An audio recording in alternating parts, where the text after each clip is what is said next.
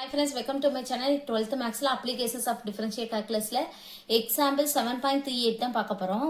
Evaluate limit extends to 1 minus log of 1 minus x divide cot pi x அப்படின்னு சொல்லி கொடுத்திருக்காங்க.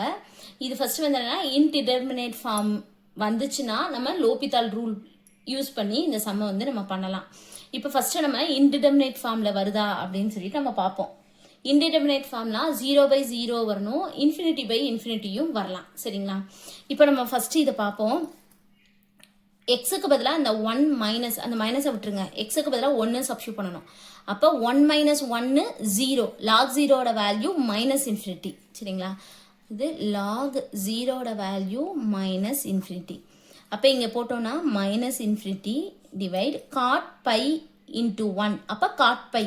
இப்போ cot எக்ஸோட காட் எக்ஸ் எப்படி எழுதலாம்னா காஸ் எக்ஸ் பை சைன் எக்ஸ்ன்னு எழுதலாம். சரிங்களா? அப்போ இங்கே என்ன வரும்? காஸ் பை பை சைன் பைன்னு வரும். காஸ் பையோட வேல்யூ வந்து -1, சைன் பையோட வேல்யூ வந்து 0. அப்போ -1/0. இது வந்து 1/0நாலே இன்ஃபினிட்டி தான், மைனஸ் இருக்கலாம், மைனஸ் இன்ஃபினிட்டி. அப்போ இது வந்து ப்ளஸ் ஆயிரும். அப்போ நமக்கு வந்து இன்ஃபினிட்டி/இன்ஃபினிட்டி அப்படின்னா இன்டிடெர்மினேட் ஃபார்மில் வந்து நமக்கு வந்துருச்சு. வந்தால் நம்ம என்ன பண்ணலாம்னா லோபிதால் ரூல் வந்து அப்ளை பண்ணிக்கலாம்.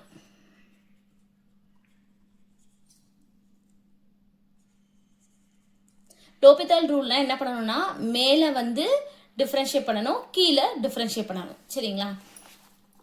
ஃபர்ஸ்ட் லிமிட் அப்படியே எழுதிக்குவோம். Limit x tends to 1 minus. இப்போ லாக் எக்ஸ், லாக் எக்ஸை டிஃப்ரென்ஷியேட் பண்ணால் 1/x. அப்போ 1/1 மைனஸ் எக்ஸ். திருப்பி இந்த 1 மைனஸ் எக்ஸை டிஃப்ரென்ஷியேட் பண்ணால் இன்ட்டு -1. ஏன்னா 1 டிஃப்ரென்ஷியேட் பண்ணால் 0, மைனஸ் எக்ஸை டிஃப்ரென்ஷியேட் பண்ணால் -1. இப்போ காட் பை எக்ஸ். அப்போ cot x differentiation of cot x அப்படின்னா மைனஸ் கொசிகன் ஸ்கொயர்ட் எக்ஸ். அப்போ இந்த இடத்துல என்ன வரும்? Minus cosecant squared pi x. திருப்பி இந்த பை எக்ஸை டிஃப்ரென்ஷியேட் பண்ணணும். அப்போ பை எக்ஸை டிஃப்ரென்ஷியேட் பண்ணால் இன்ட்டு பை. எக்ஸை டிஃப்ரென்ஷியேட் பண்ணால் 1, பை இன்ட்டு 1 பை. அப்போ இதை வந்து முன்னாடி நம்ம கொண்டு வந்துக்குவோம். சரிங்களா?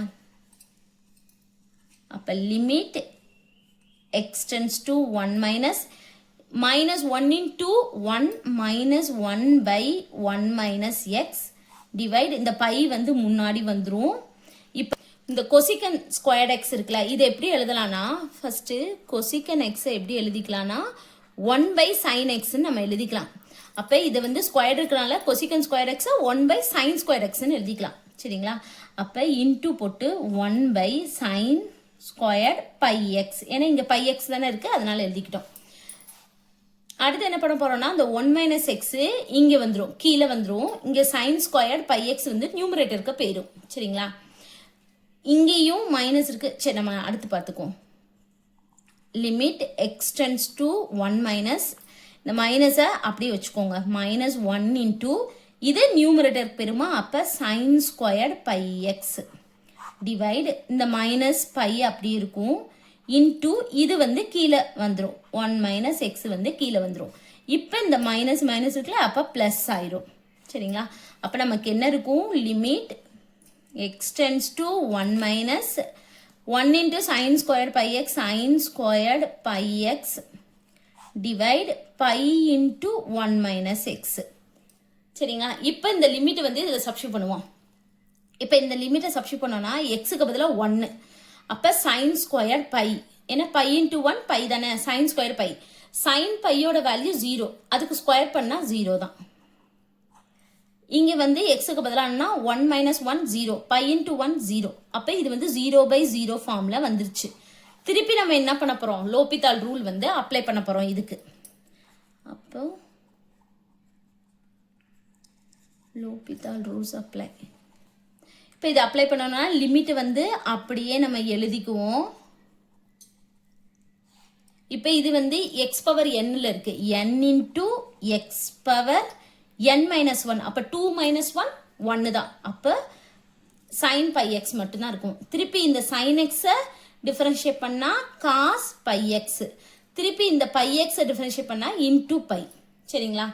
அதாவது என்னன்னா இது எக்ஸ் பவர் என்ல இருக்கு n into X power n minus one. அப்போ 2 முன்னாடி வந்துடும். இது சைன் பை எக்ஸை ஃபுல்லாக நம்ம எக்ஸ்ன்னு எடுத்திருக்கோம். எக்ஸில் 2 மைனஸ் ஒன் ஒன்று தான், அதனால தான் சைன் பை எக்ஸ். திருப்பி இந்த சைன் எக்ஸை டிஃபரன்ஷியேட் பண்ணால் காஸ் எக்ஸ்.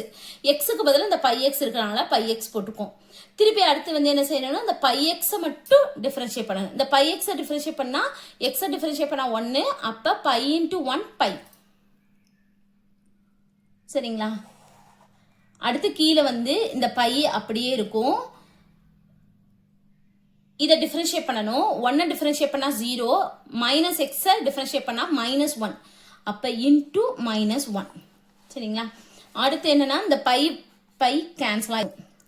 அப்போ limit x tends to 1 minus 2 sine pi x into cos pi x.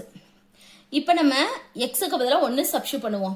அப்போ இந்த இடத்துல பாருங்களேன், காஸ் பை எக்ஸோட வேல்யூ -1. ஏன்னா பை இன்டூ 1 காஸ் பை இருக்கும், இங்கே சைன் பை இன்டூ 1 பை இருக்கும். சரிங்களா? அப்போ சைன் பை காஸ் பைன்னு இருக்கும். காஸ் பையோட வேல்யூ -1, சைன் பையோட வேல்யூ 0. இது எல்லாமே மல்டிப்ளேல தான் இருக்கு. அப்போ 0வை எந்த நம்பரால் மல்டிப்ளை பண்ணாலும் நமக்கு என்ன கிடைக்கும்? 0 தான் கிடைக்கும். அப்போ இதோட ஆன்சர் வந்து என்னது? 0. அவ்வளோதான் இந்த சம். கண்டுபிடிச்சி முடிச்சிட்டோம். தேங்க்யூ.